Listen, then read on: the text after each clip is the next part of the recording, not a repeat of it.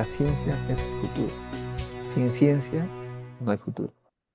Hola amigos, soy Modesto Montoya, director y conductor del programa Encuentro con la Ciencia, un programa que promueve la educación, la ciencia, la tecnología y la innovación a través de entrevistas con sus protagonistas, intelectuales, investigadores, docentes universitarios que no están comprometidos con la prensa masiva que ya nos tiene bastante preocupados porque son máquinas de erosionar neuronas repetitivas con fines muy precisos que no necesariamente son aquellos que corresponden a intereses de la nación, sino a intereses privados.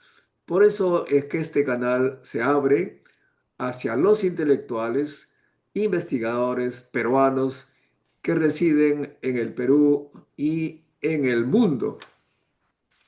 En esta oportunidad estamos con Carlos Hugo Santander. Bueno, Carlos Hugo Santander, se identifica como un cholo. Ahí está, él es un cholo.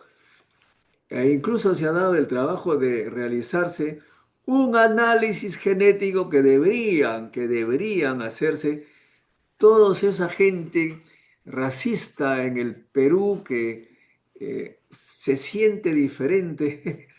Me da risa porque es pura ignorancia a los demás peruanos. El 99,9% de los peruanos tienen bastante contribución genética originaria, es decir, inca, aymara e incluso de indígenas de la América Central, hasta del norte, tenemos de todo acá. Y algo tienen pues también de parte europea, africana, china, japonesa, etcétera, etcétera. En el caso de Carlos Hugo, han calculado su porcentaje. Dice que 51% de sus genes son amerindios, es decir, lo que le llamamos también originarios. Bueno, 32% de América Andina, 7% de la Amazonía, o sea, selvático también, 2% tupi y 2 de la América Central, o sea, es medio maya el hombre. Por ahí. 40% de europeos, 36% de Iberia, imagínense, poco de España, cualquiera pensaría que tiene mucho de español, tiene 36% de Iberia, 3% de judíos sefarditas, tres Sí, por ciento de judíos eskenazi y 3% de vascos, es decir, hay además 13% de asiáticos, sí. de sudeste asiático y 7% de la China. La China 2% del Oriente Medio y Magreb. O sea que se podría decir que hay alguna razón para que Carlos Hugo Santander se le ocurra por un momento ser racista. ¿Cuál es tu respuesta, Carlos Hugo? No, no, o sea, en absoluto, yo no soy racista, pero yo sí creo, sí que la raza tiene un papel, es una categoría social, ¿no? Que está vigente, ¿no? No se fundamenta específicamente por cuestiones o criterios biológicos, en la que se ha hecho una serie de jerarquizaciones en la cual una raza es superior a la otra, eso sería prácticamente racismo.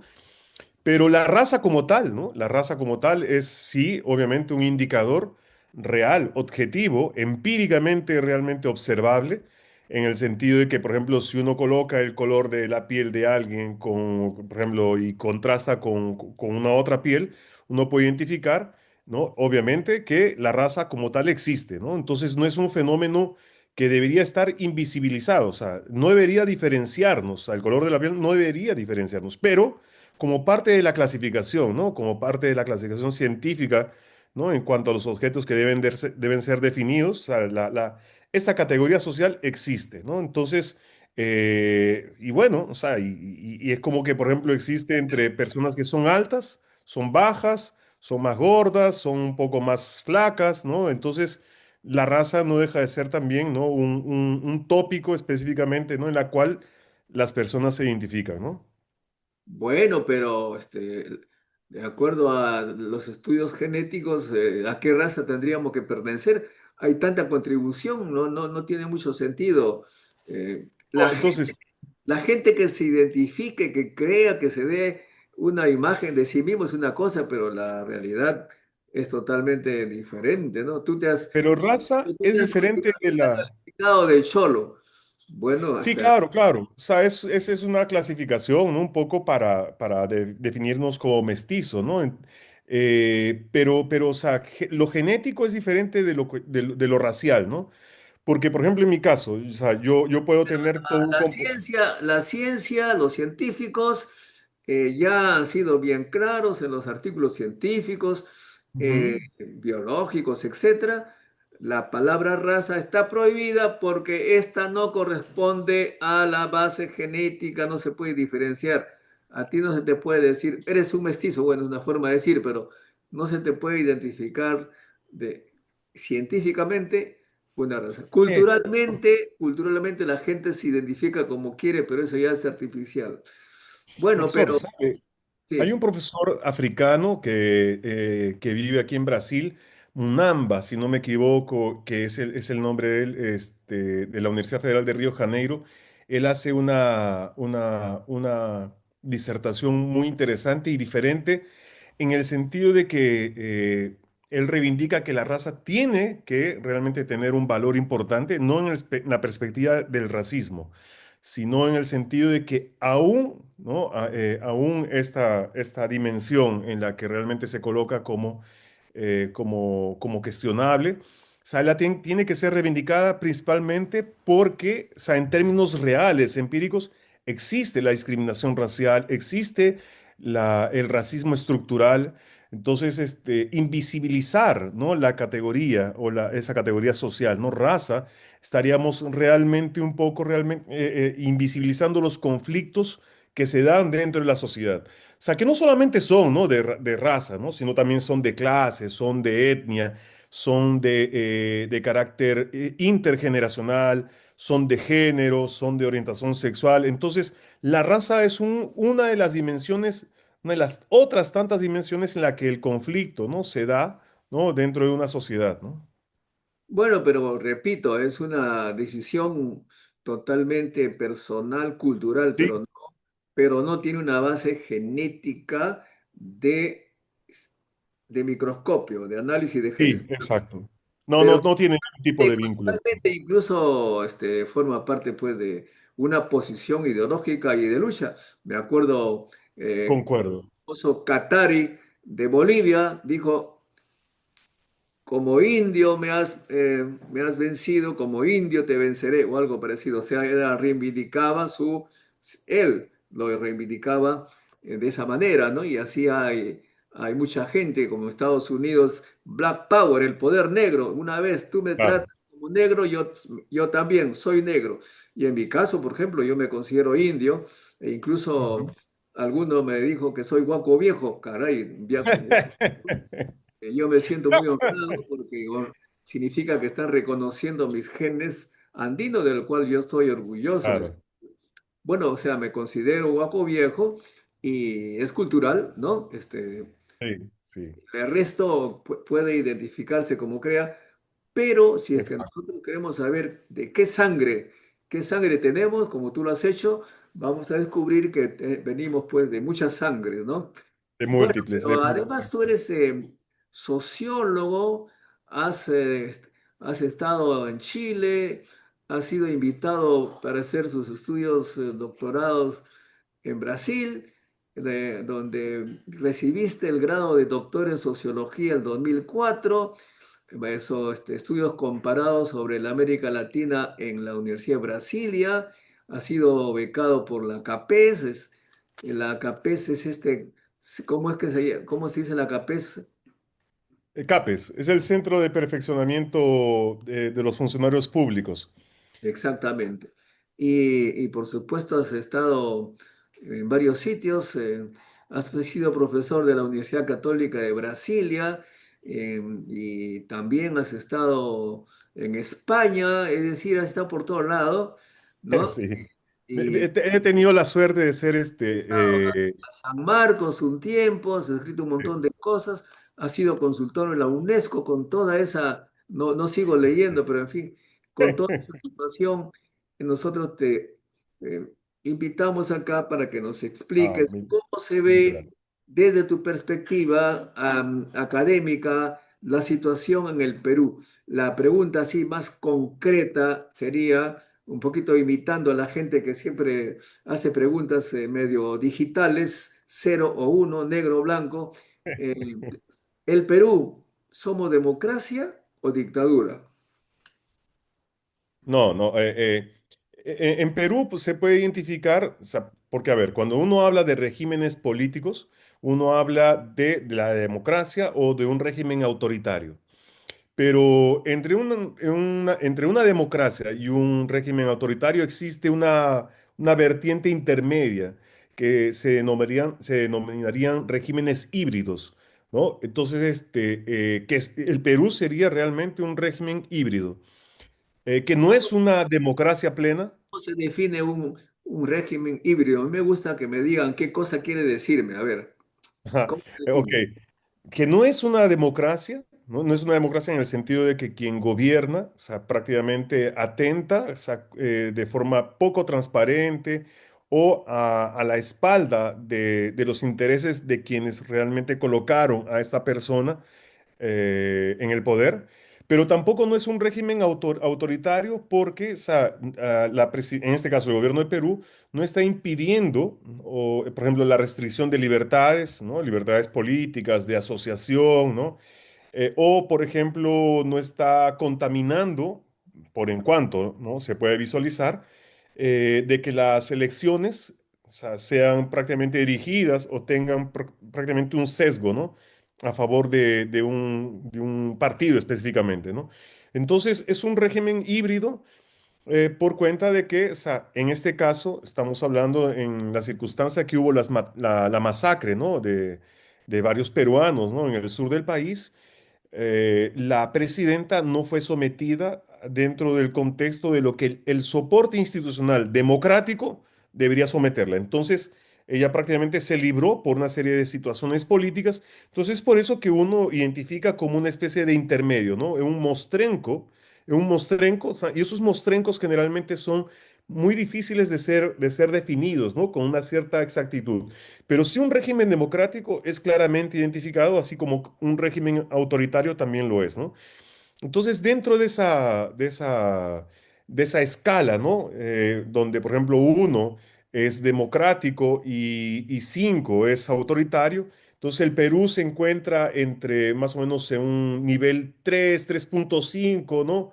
Entonces, desde el punto de vista empírico, propiamente dicho, o sea, uno entonces denomina, ¿no? Al régimen de Dina Boluarte desde el punto de vista científico, de la ciencia política, ¿no? Desde el punto de vista político, uno puede llamarlo de dictadura, lo que uno quiera, Claro, pero o sea, el punto de vista científico. Lo que vale la ciencia, acá no hay. A ver, ¿y Cuba, qué cosa es? es un régimen autoritario. ¿No es No hay, dictadura?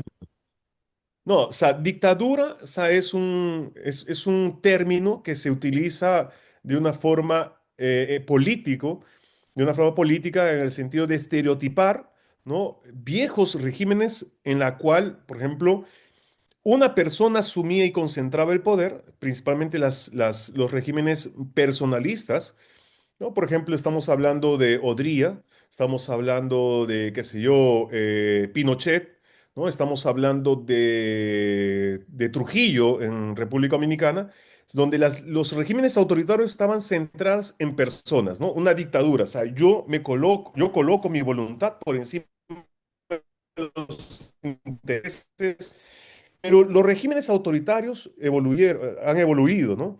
Entonces, ya no eran dictaduras personalistas, ¿no? O regímenes personalistas, autoritarios personalistas, sino pasaron a tener una cierta institucionalidad. O sea, es decir, la institución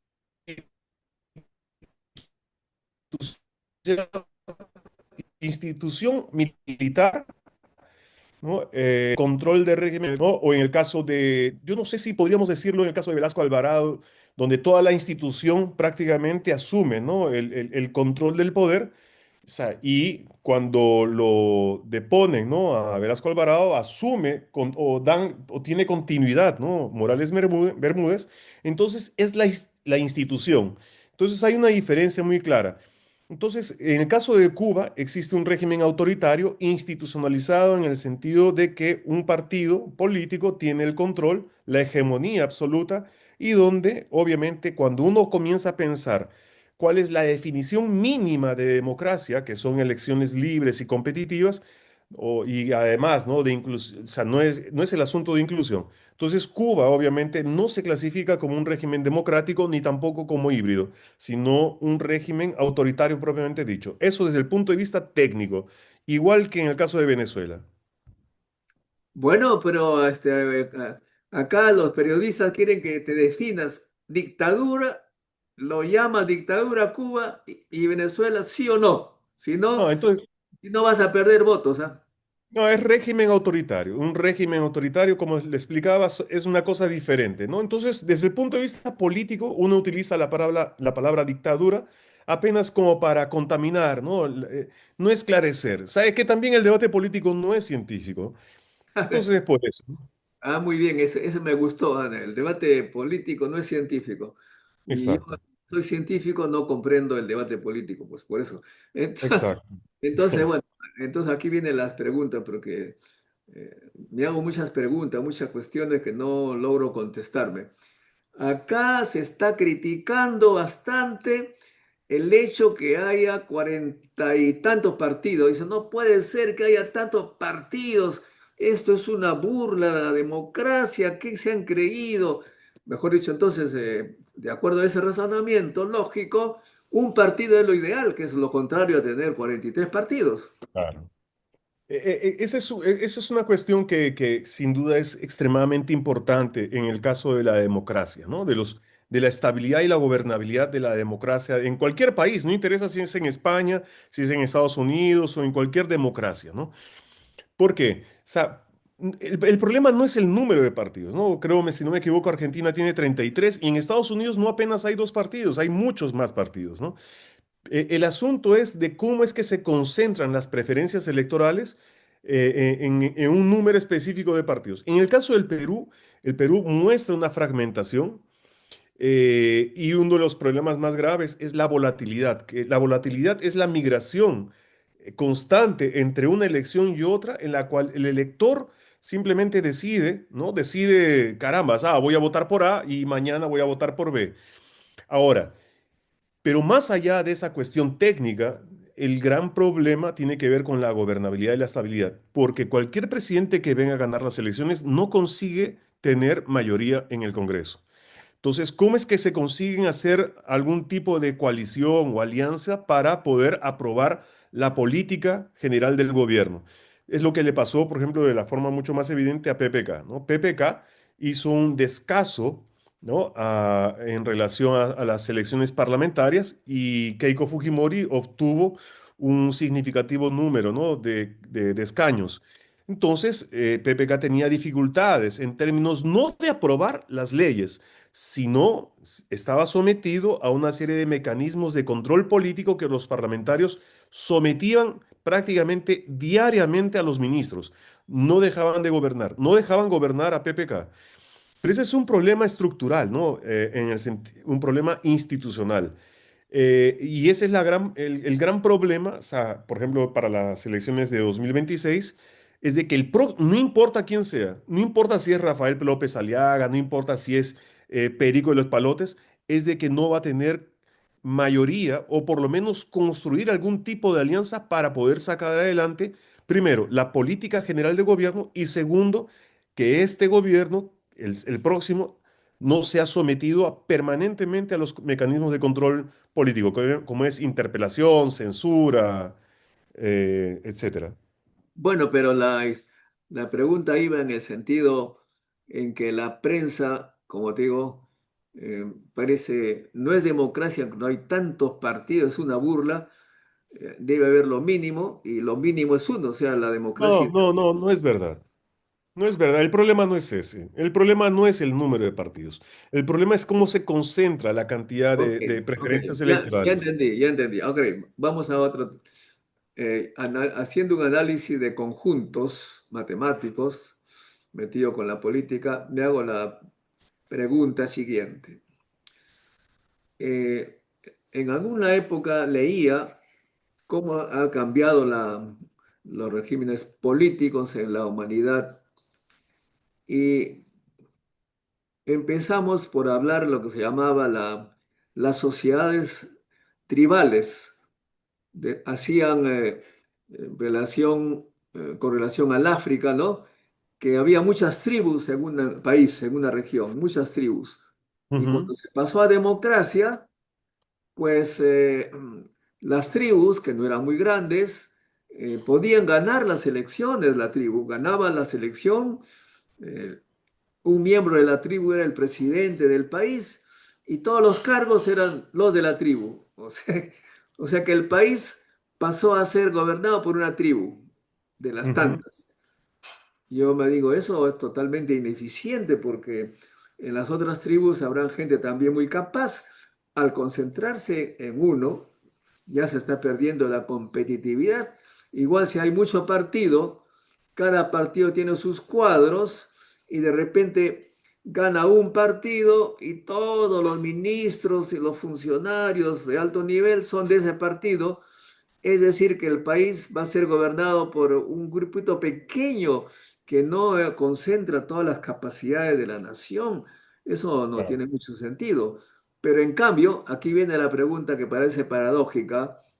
Si hay un solo partido, toda la gente va a querer estar en ese partido, el único, y los debates se dan entre todos y por meritocracia escoge a los mejores de la nación, no a grupos, sino a los mejores de la nación, que parece, dicen algunos, en China que si hay elecciones, las autoridades se eligen de manera muy compleja, hay elección a nivel local, hay elecciones directas para los congresos populares en las aldeas, municipios y distritos, pueden presentarse candidatos independientes, pero en la práctica la mayoría son miembros del Partido Comunista y casi todos son miembros del Partido Comunista, todo el mundo se pone allí, después hay elecciones a niveles intermedios y nacionales, y en fin, no es porque haya un solo partido que no hay elecciones, más bien cuando hay un solo partido, dicen los expertos, es una elección entre toda la nación prácticamente que está metida en el partido y no en pequeños grupos que se vuelven prácticamente agencias de empleo. ¿Cuál es tu reflexión al respecto? Lo de China no es ninguna novedad. O sea, no hay ninguna novedad. Porque el PRI en México hacía eso y gobernaron durante más de 60 años. Entonces, ¿qué pasa? O sea, la política pasaba apenas simplemente por un partido y los otros partidos eran, o sea, accesorios. O sea, no tenían representación real, tenían apenas algún tipo de acceso, ¿no? A ciertas pequeñas cuotas del poder. Pero bueno, o sea, en el caso de China, obviamente por una dinámica, una coyuntura, políticas públicas, políticas económicas han beneficiado, ¿no? De que un partido tenga y concentre y mantenga la hegemonía. Pero son regímenes autoritarios.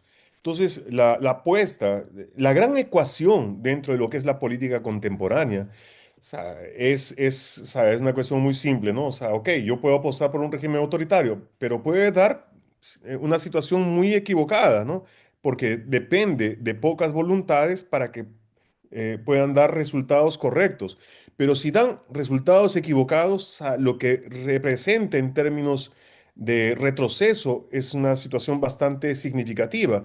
Entonces, es una ecuación que necesita ser resuelta, pero que en el caso de la democracia implica mucho más inteligencia que no apenas la meritocracia dentro de un partido, ¿no? O sea, se necesita ser extremadamente sofisticado y desarrollar un pensamiento estratégico mucho más sofisticado que lo que, por ejemplo, o sea, que claro, o sea, salven las debidas referencias. En el caso del China, China es un continente, ¿no? Es brutalmente gigante, ¿no? Pero en países como los nuestros, ¿no? Como los nuestros, el gran desafío del poder tiene que ver con resolver esa ecuación, ¿no? Y la democracia hace de que los más inteligentes, digo, los más inteligentes desde el punto de vista tanto de la intuición como del olfato por ejemplo, ¿no? De la estrategia, ganen elecciones.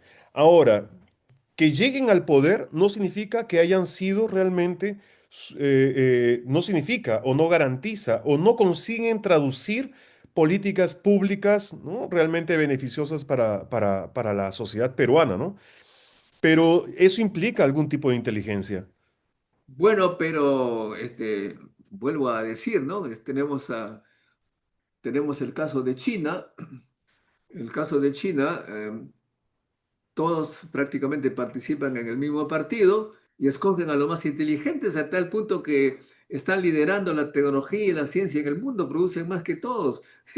¿Qué más, qué más demostración que han escogido los mejores? Bueno, pero en el caso del Perú, eh, tú me dices que es híbrido. ¿Por qué no es autoritario completamente, sino híbrido? ¿En qué parte está lo que le hace híbrido?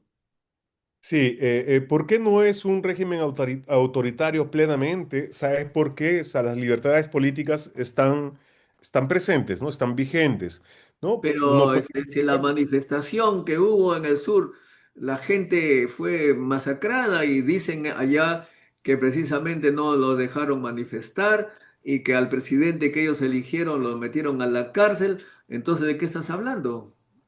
Ya, ok. No, en ese sentido, obviamente, uno tiene que... A ver, ¿por qué? A ver, vamos a definir muy claramente esa cuestión. En el caso de las masacres en Puno, varias autoridades cometieron crímenes. Crímenes y, o sea, no solamente de responsabilidad política, en el sentido de haber sido censurados, ser cuestionados. O sea, crímenes que también, o sea, estamos hablando en términos de prevaricación, estamos hablando en términos también de omisión, negligencia, ¿no? Y eso pasa en un terreno que ya muchas veces ni siquiera pasa ya por el campo político, sino desde el punto de vista penal. Ahora, esa responsabilidad, o sea, en el caso de Perú, o sea, hubo una gran omisión de las instituciones judiciales, por ejemplo, de la Fiscalía. El ministro de Justicia y Derechos Humanos, o sea, por ejemplo, no renunció, no dijo absolutamente nada. Entonces, hubo una serie de situaciones en la que no se puede dejar de negar que la represión, o sea, él es una cuestión prácticamente circunstancial. Hubo muertes, sí, tienen que ser procesados penalmente. La presidenta Dina Boluarte será presa, no tengo dudas. Será presa y responderá, ¿no? Criminalmente por todas las acciones y habrá pues prácticamente un juicio. Pero no es la circunstancia, ¿no? Contextual que define un régimen. Y bueno, está bien, está bien. Ustedes los científicos políticos, obviamente tienen toda una variedad de palabras que un poco envuelven al científico matemático, ¿no? Pero como, Ah, Virgen María. como matemático te pregunto, por ejemplo, a ver Ah, si te has enterado, durante estos últimos, a partir del año 2023, ok. 2023,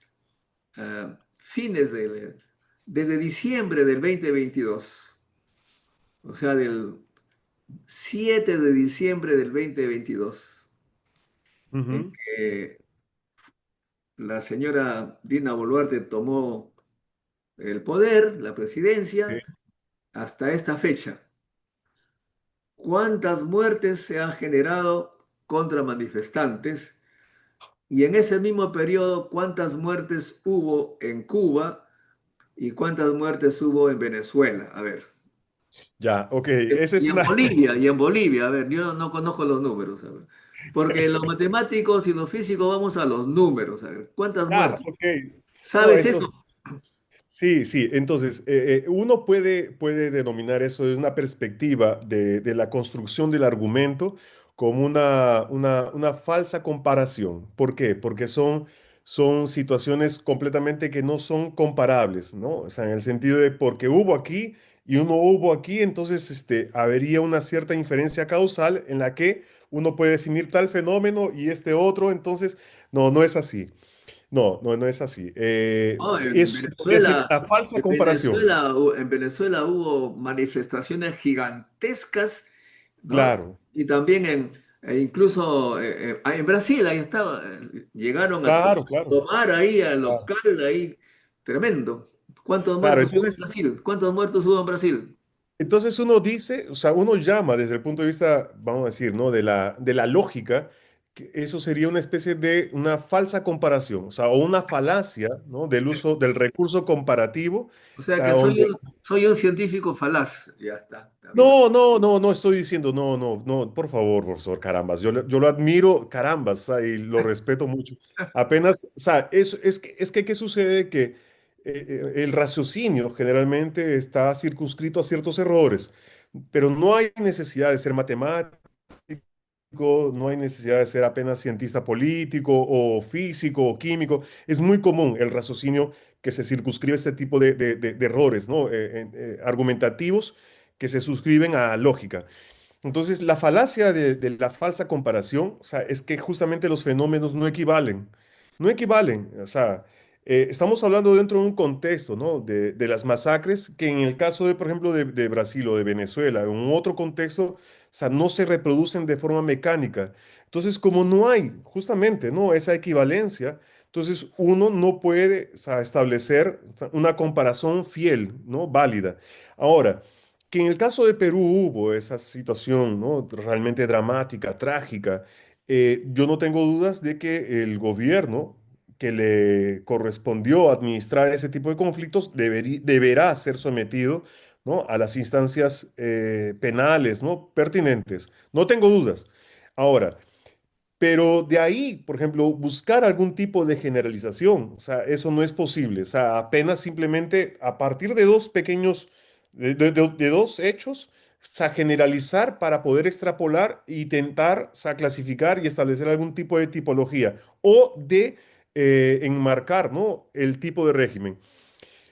Vea, Belaúnde, por ejemplo, o sea, Belaúnde en los años 60 masacró igual un grupo indígena en el Amazonas, bombardearon, ¿no? Una serie de etnias que estaban reclamando, ¿no? La invasión de tierras, me parece si no era por inversiones de petróleo y tal. Les metieron bombas, ¿no? Y vaya, o sea, eso es un episodio totalmente desconocido en la historia del país, pero existió ese. Solo que, claro, esos ciudadanos eran sus ciudadanos de tercera clase, tercera, cuarta o quinta clase. No hubo un cuestionamiento internacional sobre esa situación.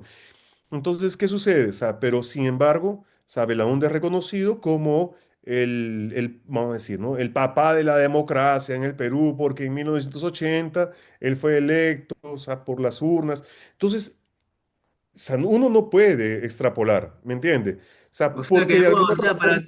para ti la vida de un indígena es diferente a la vida de un miraflorino europeo, de No, no origen. es para mí. No, no, no es para mí. Al contrario, yo estoy invirtiendo, o sea, justamente el sentido de la No, prueba. es que tú me dices primera clase, segunda clase, tercera.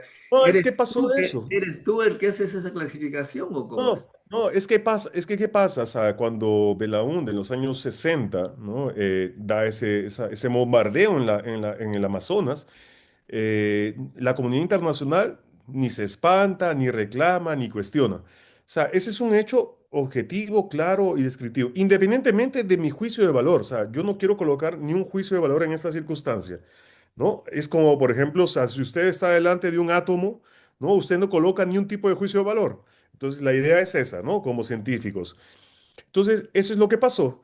Ahora, el problema está en que justamente uno está intentando establecer algún tipo de equivalencias, ¿no? Equivalencias en fenómenos en que, por ejemplo, en el caso de Belaúnde, él es considerado el padre de la democracia, entre comillas, ¿no? Un gran demócrata. No sería un demócrata, o sea, si realmente se reconociese, ¿no? Todo lo que él hizo realmente en términos de barbaridades, ¿no? Desde el punto de vista, ¿no? De los derechos humanos. Entonces, en el caso de Dina Boluarte, el contexto es diferente. El contexto en los fenómenos sociales juega un papel diferente. El contexto, la pertinencia, la equivalencia juegan un papel, son principios, ¿no? Como por ejemplo en el caso de lo que decía Karl Popper, ¿no? El principio de lo que es la falseabilidad o de la falsación, ¿no? Sería, ¿no? Entonces, por eso que hay que tener mucho cuidado porque, o sea, el uso de los términos son extremadamente importantes, ¿no? Para justamente no operar con falacias, porque las falacias no llevan justamente a la verdad y al contrario, nos confunden. Y eso es común, mi querido profesor Modesto. Ok, Eso es muy... entonces te planteo este régimen que tú le llamas híbrido, ¿no? Ujú, ujú, Hoy día acaban de promulgar ayer con una gran ceremonia en Palacio de Gobierno, una gran ceremonia a toda pompa, digamos, patriótica, la, ujú. la amnistía a los militares que violaron mujeres en cinta, que mataron niños, los han perdonado, Una no los vergüenza. han perdonado, sino que han borrado de la historia como si que nunca hubiera existido y hay gente que ha matado personas inocentes, periodistas, como el caso del señor Urresti, que va a salir libre, y otros que se han escapado de la justicia van a poder volver por la puerta grande, en fin, ¿a qué le llamas eso? ¿Eso es lo que tú llamas híbrido? No, entonces, ahí viene, porque, a ver, porque cuando es como, por ejemplo, un taxidermista, ¿no? O un biólogo, o qué sé yo, como aquel que trabaja con disecando o seccionando insectos para poder identificar cada parte, ¿no? En este caso, o sea, Bueno, en este caso, lo que yo te digo, yo te estoy hablando así, sí, no por sí, voluntad, sino que estoy imitando a los periodistas que escucho que le sí, sí, preguntan a los sí. políticos, ¿esto es dictadura? ¿No es dictadura? Entonces yo digo, Claro, no, yo estoy intentando ser lo más técnico y científico, mi querido profesor. Mire, sabe, en el caso de derechos humanos, o sea, hay un gran problema y un gran déficit por parte del periodismo, porque yo creo que tal vez no hay que tener tanta ansiedad, ¿no? En esas cuestiones asociadas a política, porque los derechos humanos, o sea, fundamentalmente son políticos. O sea, a ver. No solamente en el sentido de que si la próxima marea que venga, ¿no? Va simplemente a anular esa ley. De eso no tengo dudas. O sea, es decir, si es que la gente y la sociedad apoya a algún presidente que sea progresista, ¿no? Que piense en las cuestiones de derechos humanos, entonces la gente tiene que pensar de que la impunidad no se va, ¿no? A imponer en el país. Entonces, los derechos humanos generalmente son cuestiones de carácter político, político en el sentido que son relaciones de poder, ¿no? Relaciones de poder entre el Estado, ¿no? Y los individuos, ¿no? La colectividad, los ciudadanos. Es un conflicto permanente, permanente, ¿no? En este caso, en este conflicto, por la memoria histórica, por esa situación de violencia que hubo, ¿no? En los años 80, entonces obviamente que las víctimas están perdiendo terreno, ¿no? Y quien gana es el Estado que está dominado justamente por toda una coalición de mafiosos, de delincuentes, ¿no? Entonces, está perdiendo. Pero eso no significa de que todos estos sujetos que están siendo liberados, ¿no? En esta circunstancia serán, ¿no? Obviamente perdonados o olvidados. Un próximo gobierno, y ahí viene la tarea, justamente la tarea que usted hace, ¿no? De promover espacios de reflexión desde una perspectiva crítica para que la gente tenga, ¿no? Un mínimo de sentido común, ¿no? Y pueda votar de forma en términos de que le pueda dar dignidad, ¿no? A los peruanos en el día a día. Ahí en ese sentido, o sea, yo no tengo dudas que un próximo gobierno va a anular esa ley y toda esa gente que hoy está respirando, ¿no? Alegre, creyendo de que la vida ahora es un carnaval, deberá volver prácticamente a la cárcel, ¿no? Entonces, interesante, o sea, lo que tú me dices es, porque la fiscal de la Nación, Delia Espinosa, ha señalado que la ley que se ha dado de amnistía, o sea, de olvido total, es una ley inconstitucional. O sea que, totalmente de o acuerdo. sea que los congresistas actualmente electos son, han, han cometido un acto inconstitucional y si hay Exacto, un Congreso, digamos, constitucional, los va a condenar exacto. a todos por haber votado esta ley Sí, inconstitucional, claro, claro, sin duda, sin lugar a dudas. incluyendo a la presidenta del Perú por haber Así promulgado es, la ley. Caramba, la cosa está exacto. complicada, ¿no? Claro, claro. Por eso le Pero digo, ahí hay un problema porque ya la prisión para los presidentes ya está repleta, parece que ya son cinco y ahí no hay lugar para otros. pero, o sea, bueno, o sea, hacer política en el Perú, y es una de las cuestiones que realmente son elogiables en el caso de lo que usted viene haciendo, ¿no? Porque la pedagogía tiene un componente político muy importante, ¿no? De promover el pensamiento crítico.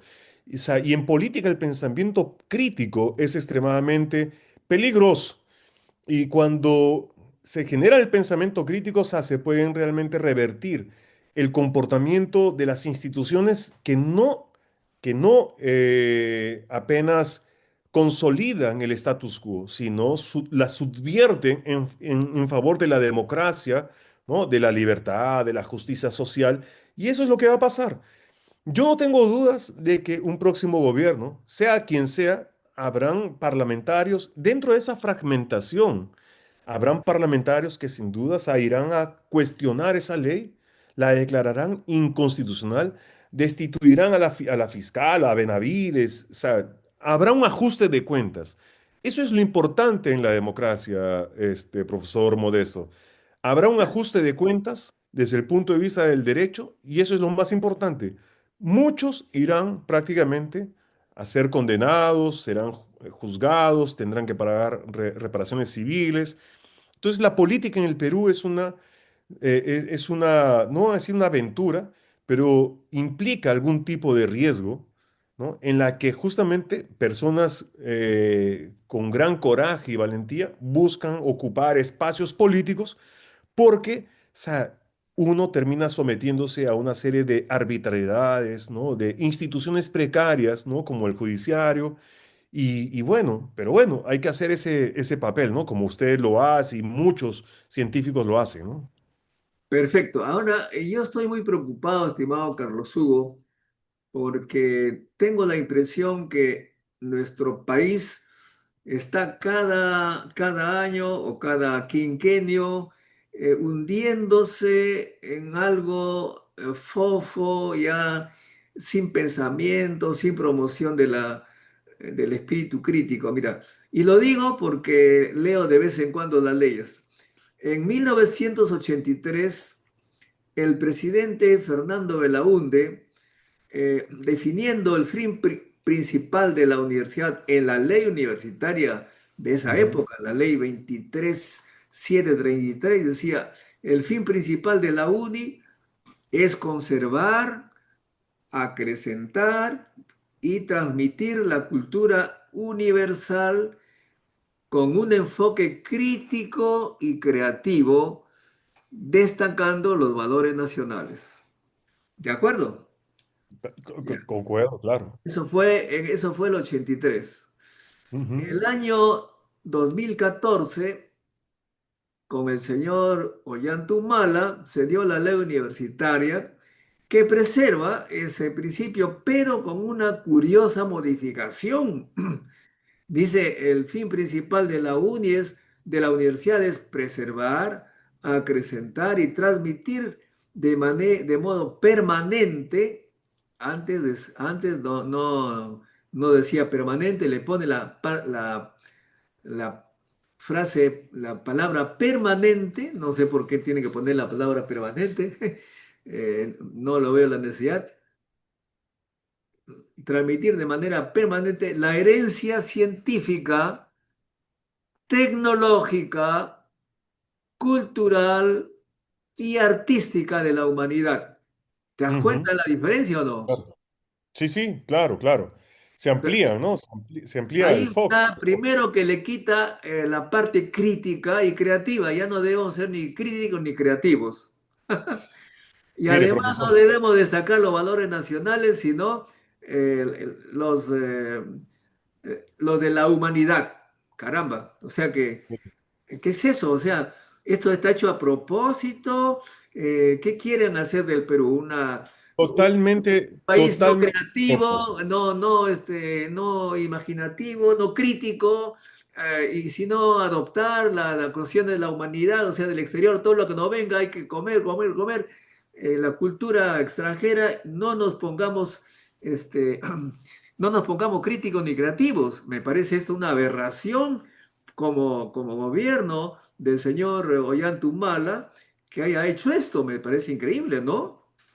Profesor, ese es un largo debate que tiene obviamente profundas raíces, o sea, dentro de lo que es el modelo de desarrollo en el Perú, o sea, que es el modelo neoliberal, que tiene impacto no solamente en lo económico, tiene un impacto en lo cultural, tiene un impacto, o sea, en la perspectiva filosófica, ¿no? Inclusive de valores en los peruanos y también en las instituciones políticas. Entonces, es un modelo que se desdobla justamente cuando usted hace referencia, ¿no? Que la universidad prácticamente anula el sentido crítico, es justamente lo que el modelo neoliberal, o sea, busca. O sea, el modelo neoliberal está buscando justamente el sujeto acrítico. O sea, el sujeto acrítico es el sujeto que, más que preocuparse por los intereses colectivos, ¿no? De la comunidad, debe estar orientado e interesado en el consumo. O sea, es decir,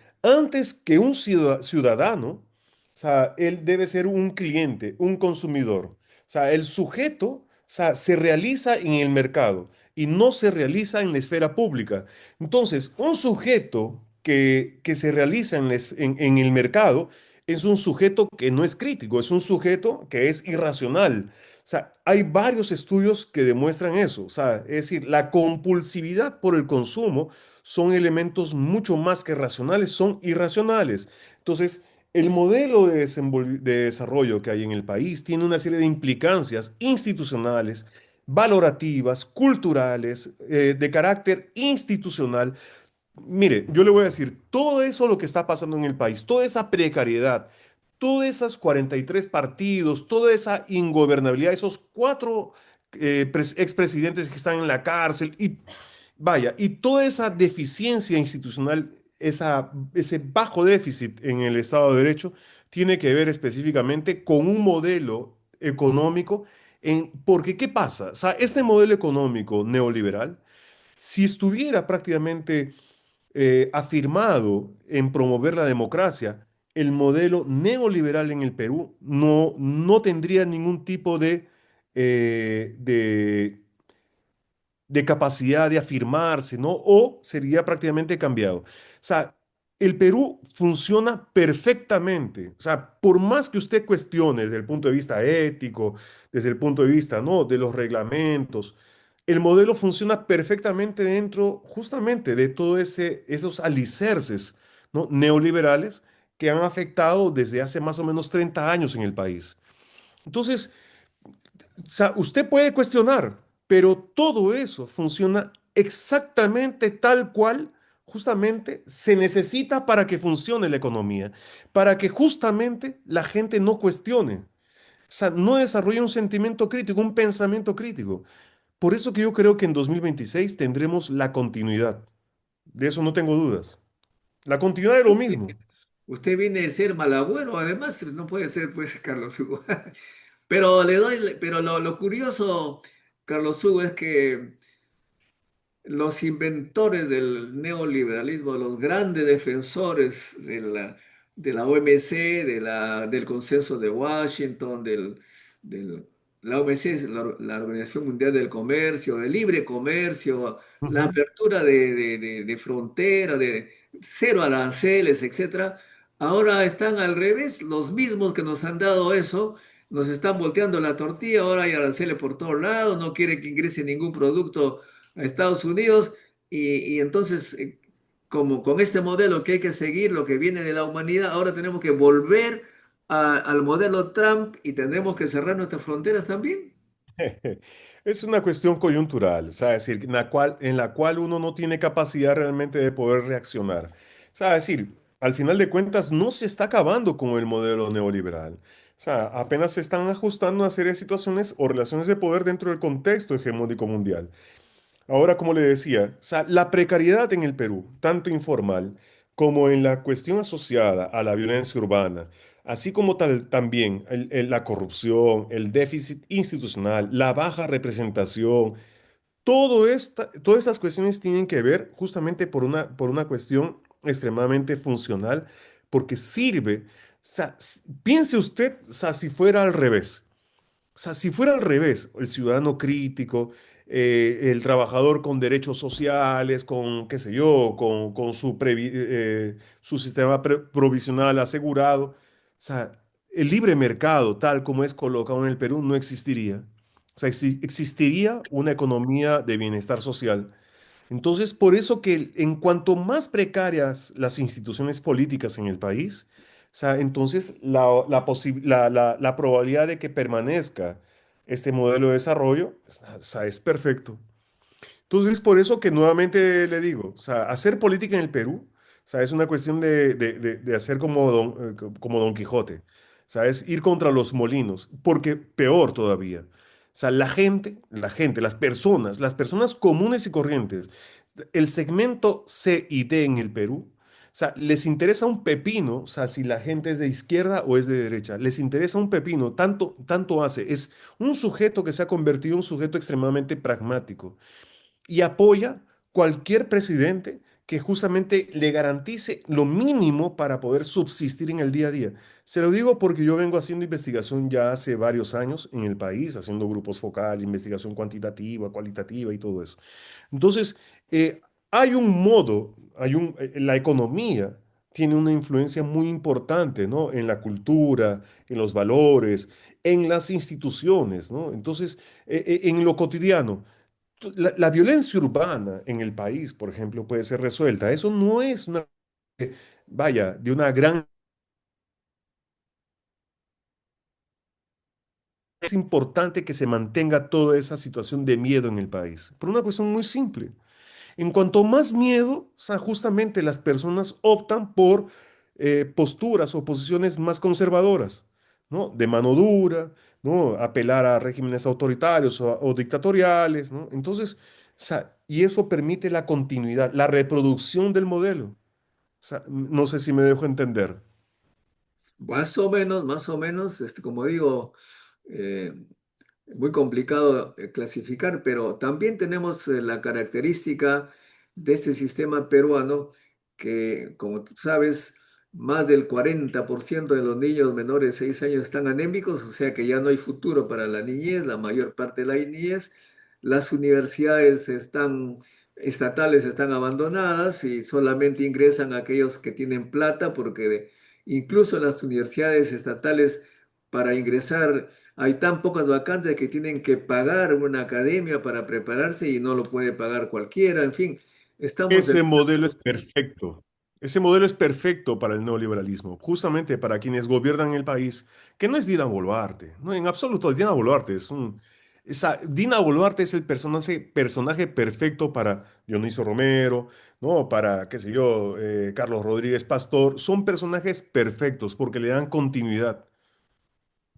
Bueno, ok, vamos a pasar a las preguntas de algunos colegas, de algunos seguidores que siempre nos interpelan, ¿ah?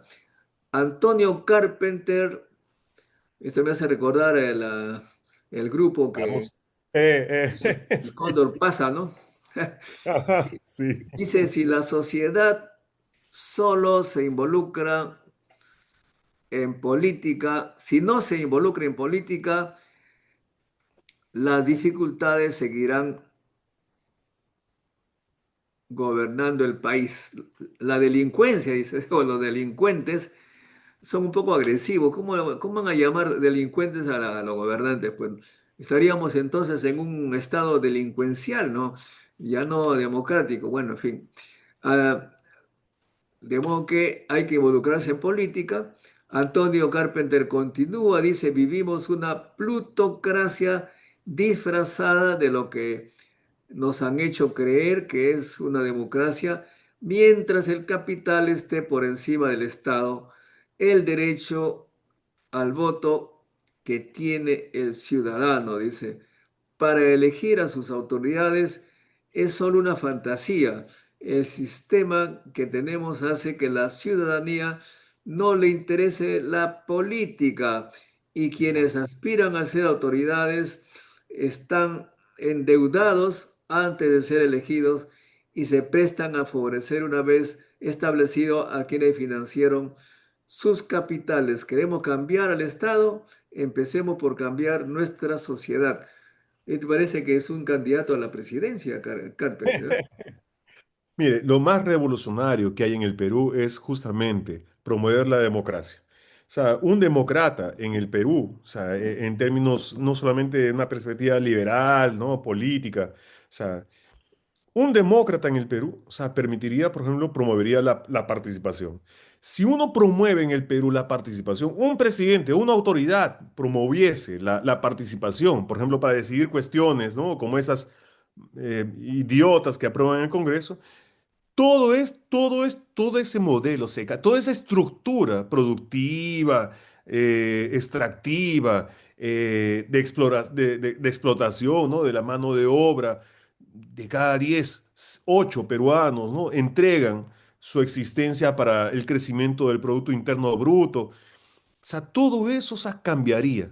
Pero entonces es extremadamente necesario, profesor, o sea, para estos tipos que tienen el control y el gobierno, ¿no? Tanto de la economía como de la política, ¿no? Del poder, es necesario, extremadamente necesario que todo continúe precario, que la gente tenga miedo, que los niños continúen anémicos, que la gente no tenga saneamiento básico. Es extremadamente importante, porque Acá, si la tuviera, entonces sería eso es medio maquiavélico, ¿ah? Lo que usted está diciendo. Es Bueno, que Abanto hace, Maquiavelo ¿sí? es la realidad de la política. Y bueno, Sí, claro. Abanto hace, dice, la República de Platón me hace creer que la democracia es demasiado frágil como para ser admisible como un sistema, dice Abanto. Primero hay que definir nuestra identidad. Asimismo, una pregunta. ¿Cómo se prendería, por ejemplo, ser un campesino? Tengo el mismo poder de voto que algún profesional en materia política o técnica. O sea, el voto de Carlos Hugo vale igual que el voto de un campesino. A, ¿Por qué no invertimos la lógica? a O sea, ver, es decir, porque la lógica es de que cómo es posible que alguien que esté desinformado, ¿no? O sea, tenga el mismo valor de voto de alguien que está calificado profesionalmente. ¿Por qué no invertimos la lógica en el sentido de que, ¿por qué no colocamos una valla en el sentido de que nuestras autoridades estén sometidas, por ejemplo, como quien contrata, ¿no? Que sea un profesional para que haga ciertas tareas y que esté cualificada? ¿Por qué no colocamos un currículum diferencia? ¿Por qué no hacemos, por qué no invertimos, ¿no? Esa es la lógica. O sea, la culpa muchas veces no tiene que ver con el lector, sino justamente con las autoridades políticas que son electas, porque ellas precisan reproducirse en el poder justamente dentro de esos mecanismos precarios. Entonces el campesino, como cualquier otro profesional, o sea, tendrá pues prácticamente una perspectiva difusa. Entonces el problema no es del elector, sino es el problema de cómo estas autoridades realmente, o sea, crean una serie de normas y reglas en la que les permite justamente posicionarse por encima de todo el mundo. O sea, la culpa no es del campesino. El campesino debería tener todo el derecho de poder elegir, por ejemplo, en su provincia, ¿no? A su representante, a su diputado, a su senador ahora, ¿no? Para que pueda defender sus intereses. Eso es lo más normal en una democracia. Por eso que le digo, o sea, ser un sujeto que está obviamente vinculado a una perspectiva democrática, participativa, de inclusión, ¿no? De defender, inclusive dentro de una perspectiva pluralista, ¿no? Como se podría entender en las democracias más desarrolladas, ¿no? Más afirmadas. Eso es lo normal, ¿no? Pero eso está impedido en el Perú. En el Perú no hay posibilidad de hacer eso. No lo hay, no hay, no lo hay. ¿Por qué? Porque justamente los mecanismos de reproducción política permiten de que la precariedad esté instalada. Y en cuanto más precario el país, o sea, es perfecto para justamente que la economía continúe siendo una economía extractiva. No existe investigación, inversión en investigación, en ciencia, que los medios de comunicación celebren a cada peruano que, por ejemplo, se va a estudiar al MIT o se vaya, qué sé yo, a estudiar a Rusia o a España, en cuanto que justamente la universidad pública, como usted lo dice, la uni debería ser prácticamente el semillero de los más importantes investigadores, la mayor inversión, o sea, y también con incentivos para que puedan, para que el Estado pueda, ¿no? Incentivar empresas aquí en el Perú, ¿me entiende?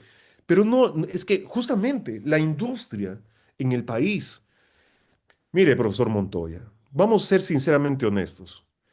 El Perú no va a salir de ese hueco, no va a salir de ese hueco, por una cuestión muy simple. O sea, es que hay grandes intereses que no les interesa de que el Perú salga de ese hueco desde el punto de vista de que nunca, en esa perspectiva, nunca saldremos de ser un país extractivista, exportador de materias primas.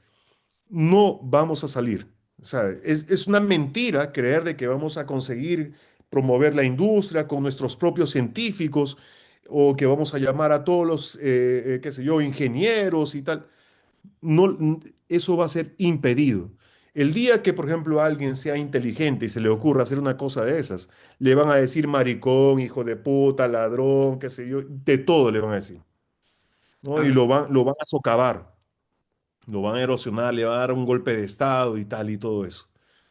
¿Me entiendes? Eso es una cuestión que es real. O sea, ahora, engañarle al mundo, a los peruanos, decirle de que no, que podemos, sí, pero no vamos a alcanzar ese objetivo porque hay unos canallas que están impidiendo realmente de que el país sea realmente un país que tenga un potencial real, ¿no? En términos, porque tenemos cientos, millares de profesionales brillantes en todo el mundo, brillantes, con grande capacidad de innovación, pero eso no va a ser posible porque la política impide que eso, política pública, impide que eso realmente se torne una cuestión cierta. Usted me dice que es una cuestión maquiavélica, pero bueno, la política moderna, contemporánea, desde 1500, es justamente Maquiavelo. bueno, tú no eres antropólogo, pero tú has escuchado hablar del antropólogo Choi de San Marcos. Mm, mm. No, no, no. Pero yo he estudiado con Roberto Cardoso Oliveira, que yo he sido alumno de este Emilio, gran antropólogo brasileño sobre identidad, etnicidad. hay alguien que pregunta si conocen al antropólogo Emilio Choi, pero bueno, Pero ¿cuál es la perspectiva? dice que piensa que habría que compararlo con José Carlos Mariátegui, dice.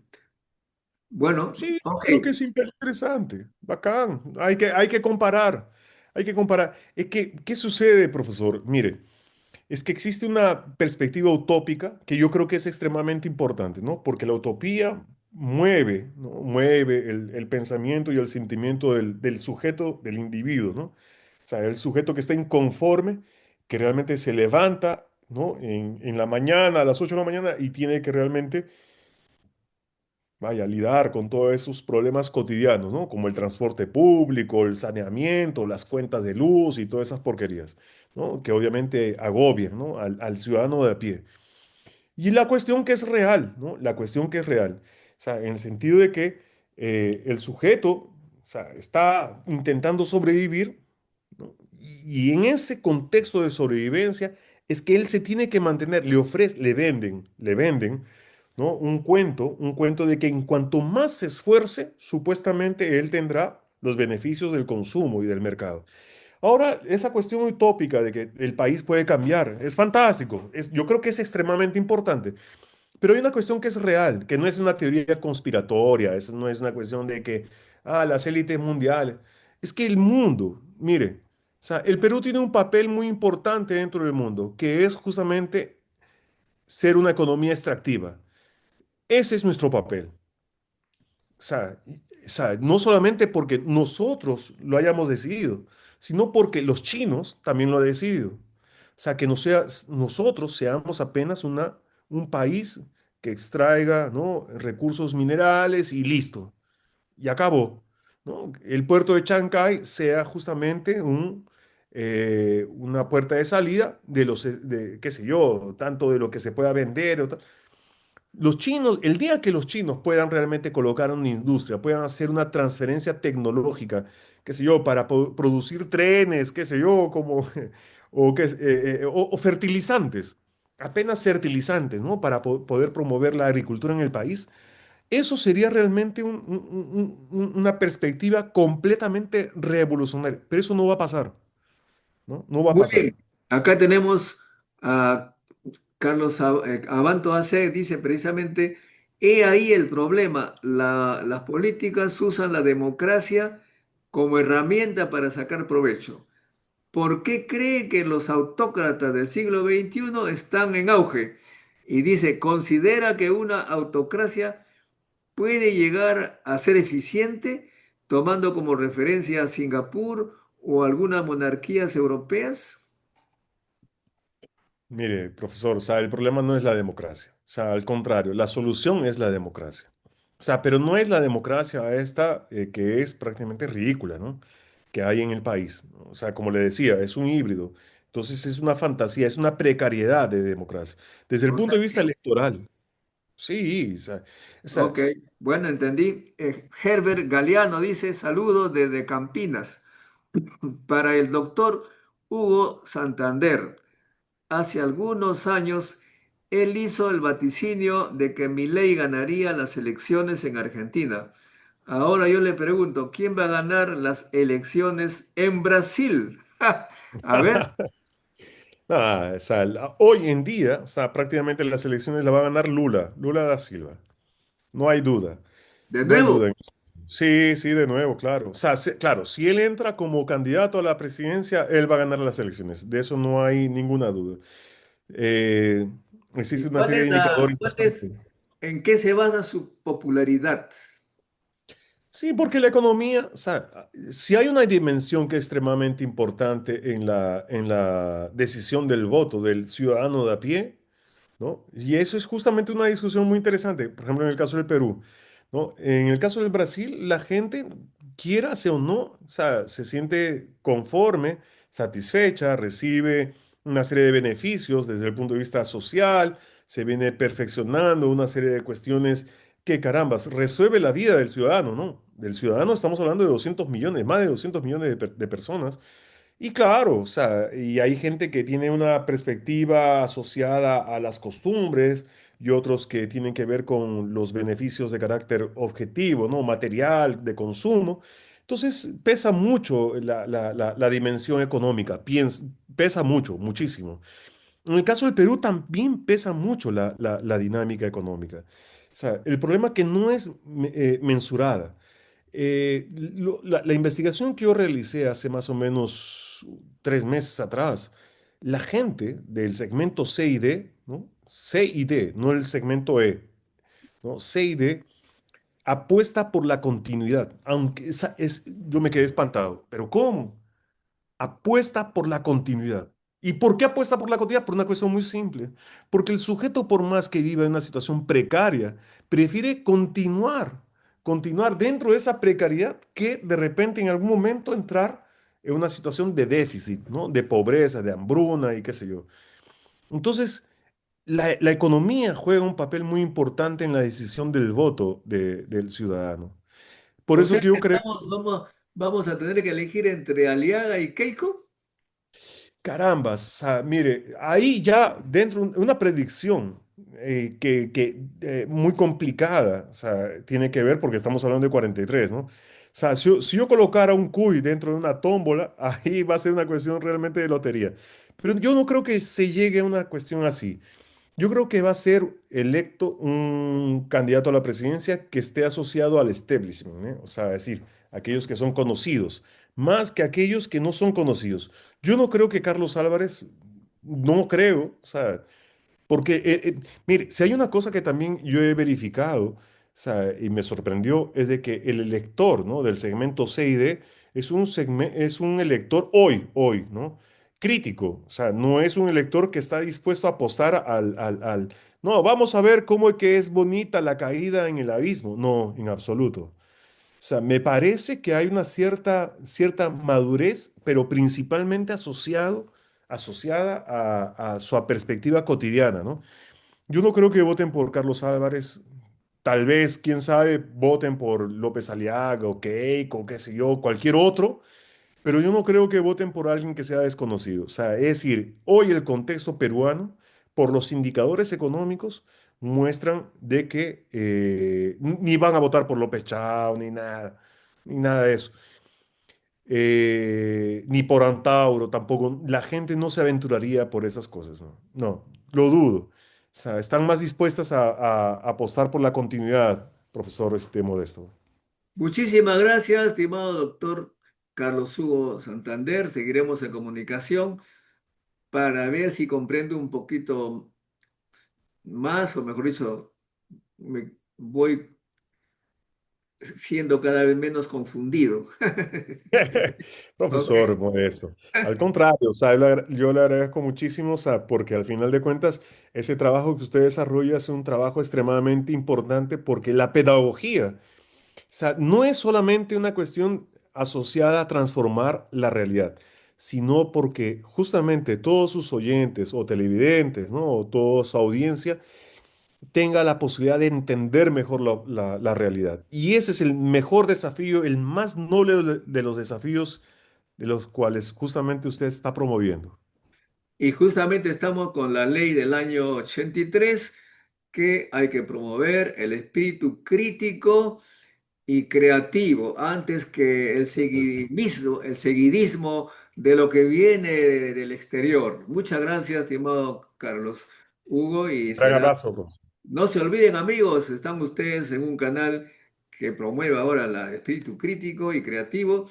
No se olviden de comunicar a sus amigos, transmitir este YouTube, este programa. Suscríbanse si no lo han hecho y, por supuesto, hagan like, el famoso like, el dedo hacia arriba, jamás hacia abajo. Hasta un próximo encuentro con la ciencia, amigos. Chao, chao, chao. La ciencia es el futuro. Sin ciencia no hay futuro.